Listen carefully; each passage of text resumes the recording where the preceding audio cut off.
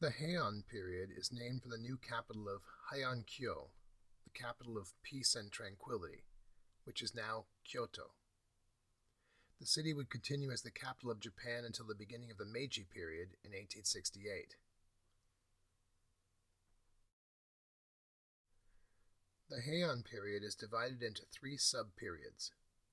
The early Heian, 794 to 951, the middle Heian, or Fujiwara period, 951 to 1086, and the late Heian, or Insei period, 1086 to 1185.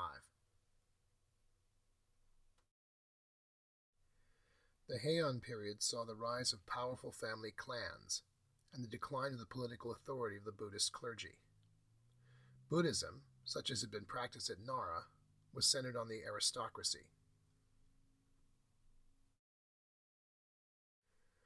Only an educated minority could study Buddhist texts, since they were written in Chinese. The number of priests had been regulated by the government to prevent a dispersal of power. This kind of Buddhism we will call exoteric Buddhism.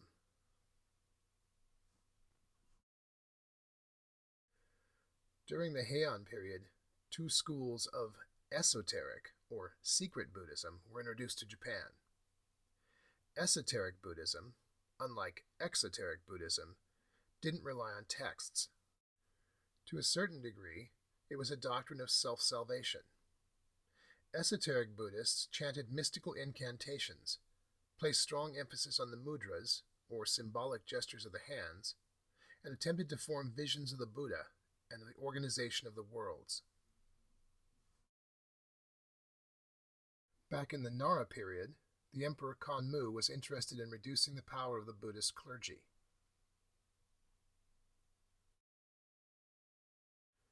The emperor supported the priest Saicho, who was also known by the title Dengyo Daishi.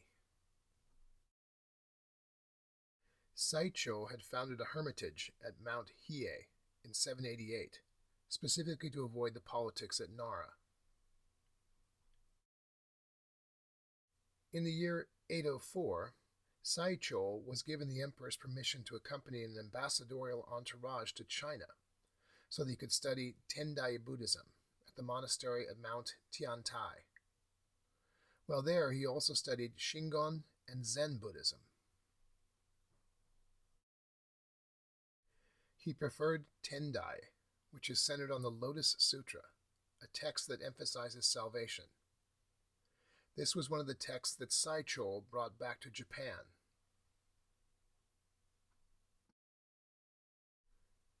In Japan, Saicho spread the belief that all people could achieve enlightenment by realizing the Buddhist nature they possessed within. This could be achieved through meditation and moral living. On the same official trip to China in 804, another priest named Kukai traveled to Chang'an to study Shingon Buddhism. In Shingon Buddhism, the diamond mandala and the womb mandala are diagrams of the spiritual universe. According to Kukai, spiritual enlightenment could be achieved through rituals involving these mandalas. Enlightenment comes through learning the three mysteries of body, word, and thought, which can be visualized as symbols in the mandala. In Shingon, as a consequence, reading Buddhist text was not necessary. In the year 823, Kukai was appointed abbot of Toji Temple in Kyoto and made it a center of Shingon Buddhism. Toji has the tallest pagoda in Japan. We'll discuss it later in our look at the Edo period. This building, the Kodo, or lecture hall, dates from 1597, and it's a replacement of the original, which was completed in the early 9th century. It houses 21 Buddhist figures, about which more will be said shortly. In the inner precinct of a Shingon temple, mandala images, or the Ryokai Mandala, were hung on either side of the altar. On the east is the diagram of the diamond world, or Kongo Kai, and on the west is a diagram of the womb world, or Taizo Kai. This Taizo Kai mandala comes from Toji and dates to the second half of the 9th century. It's part of the oldest pair of full-color mandalas that still exists. Painted on silk, it's believed to have been copied from an example in China and brought back to Japan in 859. The Taizo Kai, or Womb World mandala, consists of 12 courts laid out in zones from the center outward. The arrangement symbolizes the multiple aspects of Buddhist nature. At the center is the Court of the Eight Petals, which contains Dainichi Nyorai, the highest Buddha in Shingon doctrine. He's seated on a lotus with 8 petals and holds his hands in the Meditative Sutra. On the 4 directions, east, west, north, and south, are images of Buddhas, and in between these are 4 bodhisattvas.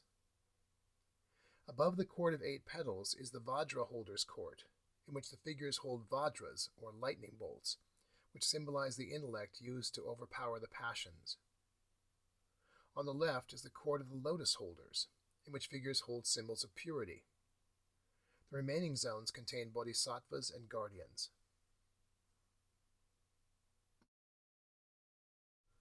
The Kongo Kai, or Diamond World mandala, is composed of 9 Buddha worlds and is based on the diamond organization of the universe. All the figures represent enlightened beings. The central rectangle represents the assembly of the attainment of Buddhahood, in which Dainichi Nyorai sits at the center, surrounded by 4 bodhisattvas. Each of the 4 surrounding circles contains more Buddhas. Dainichi appears again as a single large figure in the center panel of the top register. His hands are in the mudra of the wisdom fist.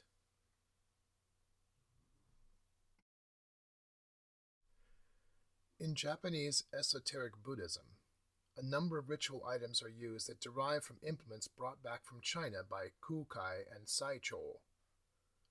This object, cast from bronze, is the Kongo Vajra, or thunderbolt. A form descended from actual weapons carried by Indian followers of Buddhism, the Kongo Vajra normally has from 1 to 5 sharp prongs on each end, or a Buddhist jewel. By the Kamakura period, the prongs have become more obviously symbolic, but those on this Heian period example are still somewhat sharp. Vajras are relatively small. They're meant to be held in the hand.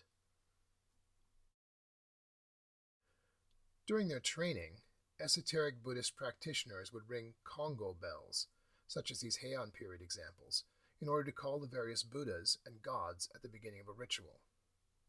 At the end of the ritual, the bells would be rung once more to send the gods and Buddhas away. The most common type of Kongo bell had 5 prongs at the handle end, but they could also have 1 or 3 prongs, or a Buddhist jewel, or stupa, instead. One bell would be placed with 1 Vajra on a Kongo tray on the altar in front of each ritual participant. Each kind of bell symbolizes one of the 5 Buddhas of wisdom. During a ritual, the stupa bell was placed in the center to represent Dainichi Nyorai, and the other bells were placed to the east, west, north, and south. This gilt bronze openwork basket with silver plate accents dates to the late Heian, or early Kamakura period. It belonged to the Jinshoji in Shiga. The centers of the flowers are engraved with fine lines, and part of the surface has been carved in the tsukibori, or plow carving, or tsukidashibori, plowed-out carving technique. The technique involves cutting with a chisel at an oblique angle in order to leave a raised rather than incised pattern. This piece is a keiko basket, which was used in Buddhist rituals during which priests scattered paper flower petals. The keiko basket was used as a container for the petals. The earliest examples are thought to have been woven from bamboo, but by the time this piece was made, they'd become highly ornamental. Within the kodo at Toji is an altar laid out like a 3-dimensional mandala with 21 figures. The figures on the left side of the altar, those shown here, are originals, which were finished in 839, 4 years after Kukai's death. Together the figures represent Buddhas, Bodhisattvas, and guardians. The central figure on the altar is Dainichi Nyorai. On the right are the 5 limitless wisdom bodhisattvas, and on the left are the 5 kings of higher knowledge. On the 4 corners are the 4 guardian kings. The arrangement includes some figures from earlier Buddhism as practiced at Nara, and some new deities from Shingon Buddhism. The plan was developed by Kukai and probably reflects his desire to introduce a gradual shift in doctrine to that of esoteric Buddhism.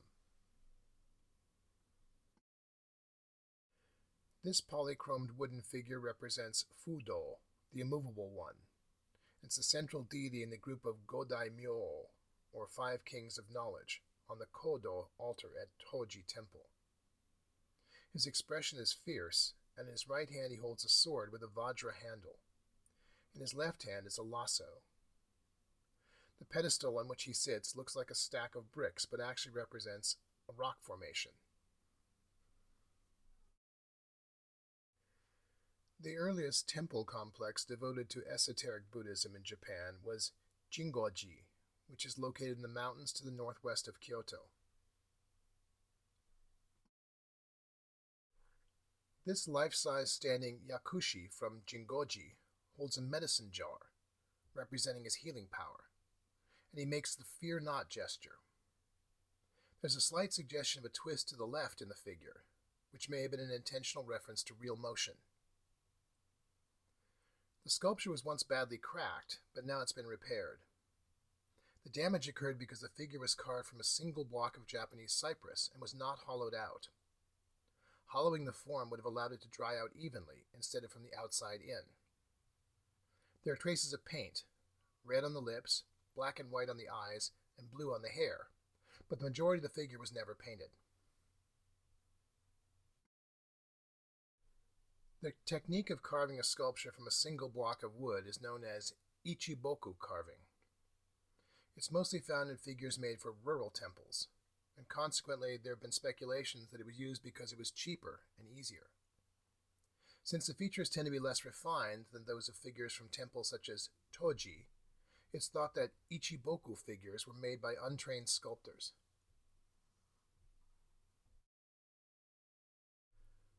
Unpainted wooden sculpture may have developed at Nara in the late 8th century, under the influence of Chinese sculptures carved in unpainted sandalwood. Unpainted sculpture was appropriate to esoteric Buddhist temples, since many were in rural areas of the mountains.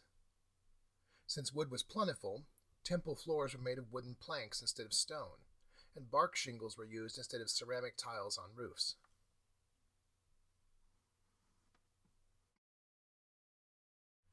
This is another Heian period mountain temple, Muroji, which is to the southeast of Nara.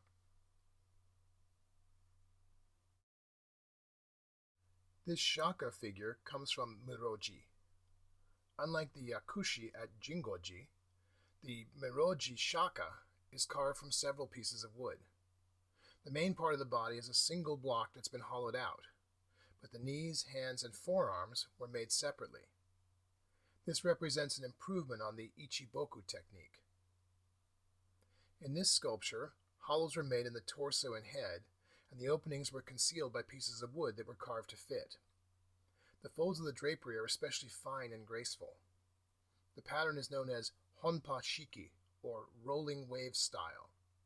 It gets its name from the fact that the folds are in pairs, the first of which is thick and undercut, and the second of which is shallower.